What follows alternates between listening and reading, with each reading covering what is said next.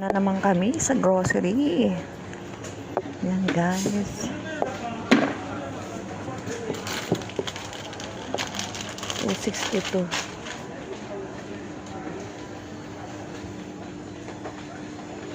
Bagay meron pa naman ako ng mga gaan. Magkano kaya isang ano nila? Magkano yung placenta nila? Oy! Ang placenta nila is $656. Doon is $550. Diba? Eh, mas mura pa nga doon sa ating Pilipino. Mas mura pa pala sa Pilipino natin. $550 doon. To $650. Elbit. Sabi ko. Hello guys. Tingin nga tayo ng siyang conditioner na may protein. Sabi ko yung Elbit, yung L'Oreal. Sabi ko, hindi Elbit. Ito na nga. Ayan na LBB. Kaya nga, L'Oreal product.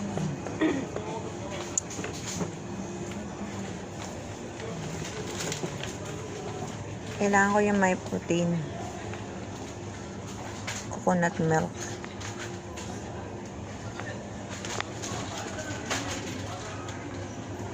Aloe avocado herbal essence. Kasi may nabibili na ano eh.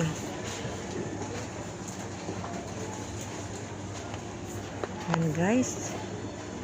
Tingin-tingin lang po tayo dito.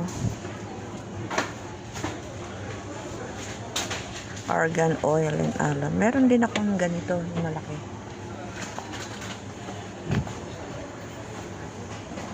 Dito guys, ano kayo dito? Ayan ang moisturizing hair food. Moisturizing hair food. Paano kaya to? Aloe vera, coconut hair food conditioner.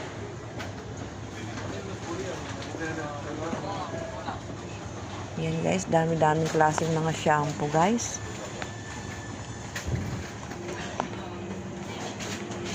Kaya sa mga gusto pong mag grocery, mamili-mili po kayo ng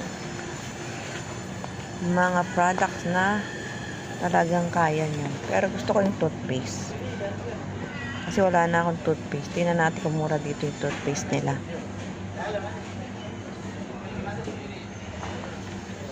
Gusto ko yung tatluhan eh. Para ano. Para nakakatipid tayo. Wala rin tatluhan. Okay guys. Wala dito.